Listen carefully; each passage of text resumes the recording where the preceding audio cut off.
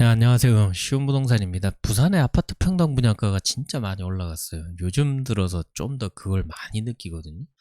이제 뭐 국평 기준으로 10억 근처에 가는 거는 크게 무리는 아닌 것 같죠. 여기는 뭐 매년 10월 기준이긴 하지만 이게 언제 분양하느냐에 따라서 어떤 아파트가 분양하느냐에 따라서 평당 분양가가 평균치가 조금 달라지긴 해요. 근데 뭐 같은 시기로 봤을 때 2021년에 비해서도 이렇게 많이 올라갔다라는 걸 보시면 될 것 같아요. 근데 최근에 분양했던 게 좀 분양가가 센 거 분양을 했죠. 뭐 하이엔드로 분양을 좀 하다 보니까 그런 부분이 좀 있었던 것 같아요. 어쨌든 좀 많이 올라갔죠. 서밋, 남천 서밋 같은 경우 5천만 원이 넘었고 리버파크 센텀이 먼저 분양을 했었죠. 그때 당시에 이제 4,400, 생각보다 조금 싸게 나왔다 이런 생각을 했었거든요. 그리고 그 이후에 이제 뭐 남천 서밋 하면서 분양가가 좀 많이 비싸네 이러면서 조금 인정을 받고, 베뉴브 같은 경우 위치가 좋은데 하이엔드는 아니었죠. 근데 완판됐어요. 여기는 약 4천 정도. 그다음 서면 서밋 더뉴는 지금 현재 미친듯이 빠지고 있더라고요. 가보면은 깜짝 놀라요. 물건이 거의 없어요. 지금도 뭐 계약률이 80% 넘었다고 하죠. 실제로 또 가서 물량을 보면은 남아있는 물건이 좋은 게 많이 없더라고요. 그런 거 보면은 진짜 확실히 분위기를 좀 타긴 탔구나 이런 생각이 들어요. 근데 최근에 이제 분양했던 이 아파트들이 전체적으로 분양가가 거의 최고가 수준에 도달한 거였죠. 근데 여기서 진짜 문제점은 그거예요. 앞으로도 인건비 상승, 이게 제일 커요. 그래서 결국엔 분양가 올라갈 거고, 그리고 아파트를 지으면서 뭔가 이제 그 제로 에너지를 실현한다 뭐 이런 거면서 뭔가 이게 아파트에 대한 규제가 점점 늘어나면서 뭔가 해야 될 게 늘어나거든요. 그게 다 결국에 공사비가 올라가는 거니까 결국에는 뭐 이제 새 아파트는 진짜 사기 좀 어렵지 않을까라는 생각이 들 정도로 진짜 많이 올라가요. 그리고 전국적으로도 진짜 많이 올라갔죠. 역대급으로 뭐 2천만 원이 넘었다고 하는데, 그러니까 지역별로 봤을 때 서울이 4,703만 원, 그 다음에 부산이 만약에 2,531만 원이면 서울 비싸다 이렇게 볼 게 아니라, 지금 서울이랑 부산이랑 이제 뭐 상급지를 이렇게 비교해서 보면 집값 자체가 뭐 6배, 7배 막 이렇게 차이 나잖아요. 근데 그런 거에 비해서는 지금 분양하는 단지의 분양가는 2배 정도밖에 차이가 안 나요. 이게 어떤 걸 뜻하냐면은, 서울은 역시 지금 현재도 분양가 상한제로 눌려있기 때문에 주변 시세 대비 분양가 자체는 굉장히 싸게 분양을 한다는 거거든요. 근데 이런 거 보면은 부산도 어찌 보면은 싸게 분양을 할 수 있는데 분양을 비싸게 하는 건가 이런 생각도 좀 들긴 해요. 뭐 땅값 차이도 있고 공사비 자체는 비슷할 것 같다라는 생각은 들거든요. 근데 유독 어쨌든 부산에는 지금 분양가 상한제 지역이 없잖아요. 조정 지역이 다 풀리면서 분양가 상한제 지역이 유일하게 있는 데가 어찌 보면은 장안이랑 에코델타시티죠. 택지지구 정도인데, 거기는 그래도 보면은 분양가가 좀 비싸긴 하지만 아직 인프라가 안 갖춰졌기 때문에 그런 부분도 있죠. 장기적으로 보면 좋을 수는 있지만 지금 현재로 봤을 때는 내륙 쪽으로 이렇게 딱 봤을 때 사람들이 지금 현재로 이제 원도심 쪽에 분양가 자체는 눌려 있는 게 아니라 그냥 하방이 그 천장이 뚫려 있다라고 보시면 될 것 같아요. 그리고 앞으로도 분양가가 점점 올라가는 소리가 들려요. 주변에 이제 분양하는 단지들 있잖아요. 그게 이제 예상 분양가들이 돌잖아요. 보면은 주변 시세 대비 많이 올랐는데 이런 생각이 확실히 많이 들거든요. 그래서 앞으로도 분양가가 점점 더 올라가지 않을까 이런 생각이 듭니다. 새 집은 진짜 힘들긴 해요. 근데도 부산에도 막 이제 가뭄이다 하지만 그래도 올해 벌써 31개 분양을 했어요. 추가로 올해 분양할 게 더 있을 수도 있죠. 당연히. 제가 아는 것도 몇 개가 더 있거든요. 근데 여기서도 이제 그 성공성을 굳이 따지자면은, 여기는 뭐 지금 분양했는데 미분양이 났죠. 미분양 났고, 여기도 미분양이 났어요. 여기도 미분양 났죠. 여기도 미분양 났죠. 여기도 미분양 났죠. 여기는 좀 거의 성공 수준이라고 봐야 돼요. 지금 현재 50 타입이죠. 50 타입. 50 타입만 지금 그 남아있고 나머지는 다 완판됐거든요. 50 타입은 아무래도 전용 면적이 50이잖아요. 그러니까 평형대가 일반적인 24평도 아니고 50이면 한 20평?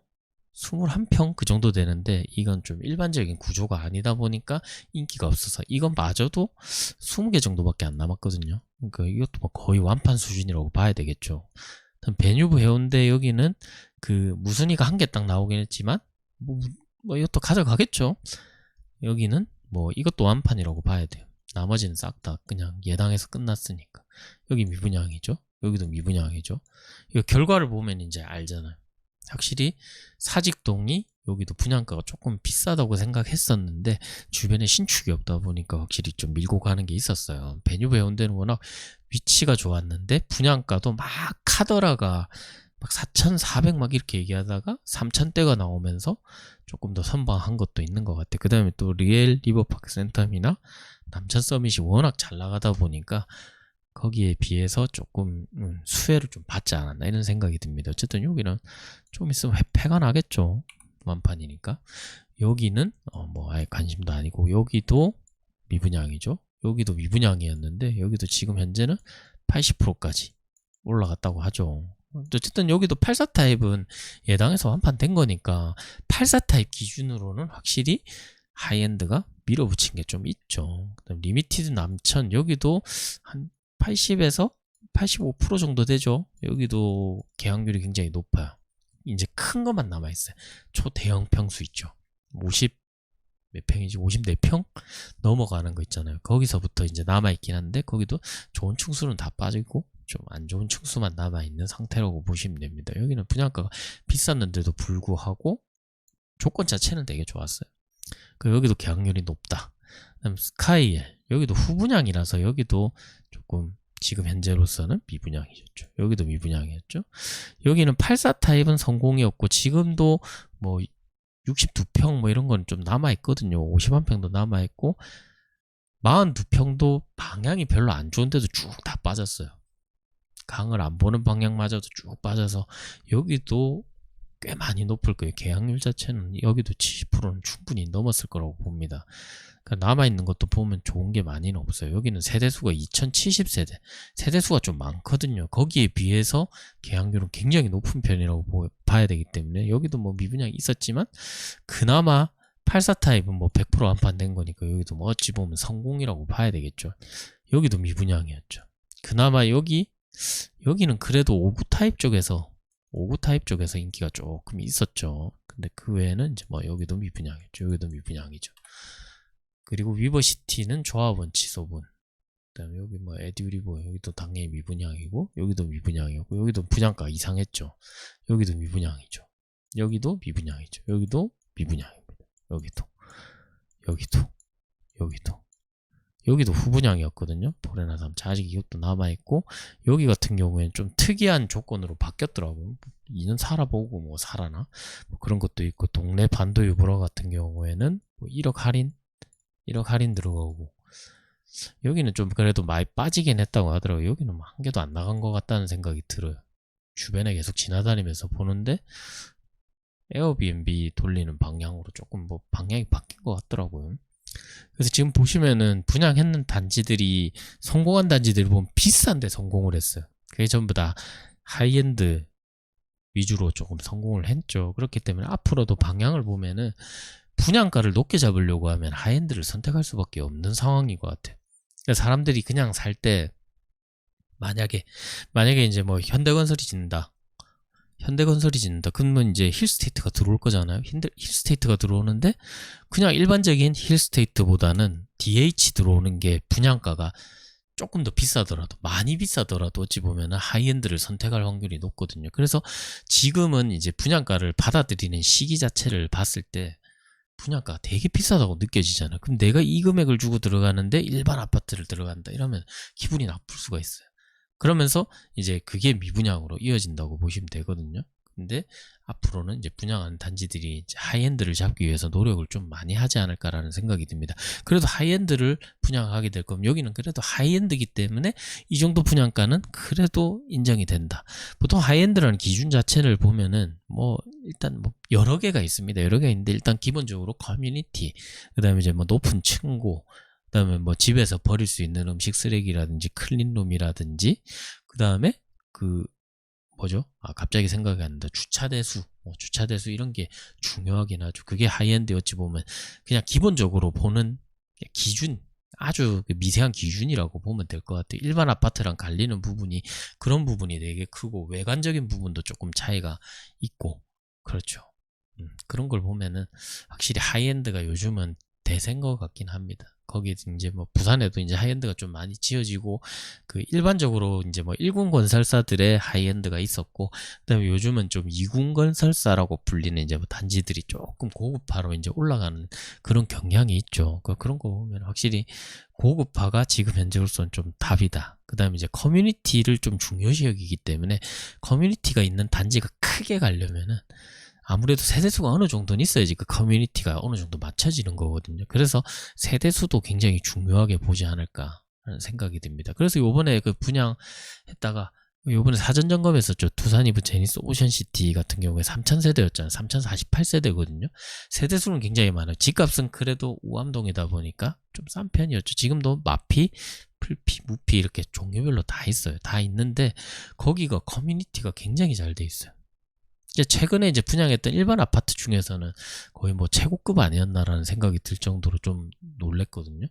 그 정도로 분위기 자체는 확실히 그 커뮤니티에 대한 그 인식 자체가 굉장히 좋아하니까 거기는 조경도 좀 잘 돼 있고 바다뷰 나오는 데도 많고 동간거리도 생각보다 멀었고 그런 부분이 굉장히 좀 좋지 않았나 싶어요. 결국에는 거기는 투자자가 많이 들어갔기 때문에 분위기가 안 좋은 거지. 일반적으로 뭐 지금 상황에는 뭐 나중에 들어가고 난 다음에 올라가는 거에 대해서는 전혀 상관없지 않을까라는 생각이 들어요. 지금은 뭐 어쩔 수 없이 포기하시는 분들이 꽤 많으시겠죠. 그래서 나중에 이제 지어지는 해링턴 마레라든지 근처에 있는 뭐 DIL이나 인피니엘 같은 경우에도 커뮤니티를 좀 집중적으로 좀 조성해야 되지 않을까 그런 생각이 들 정도였어요.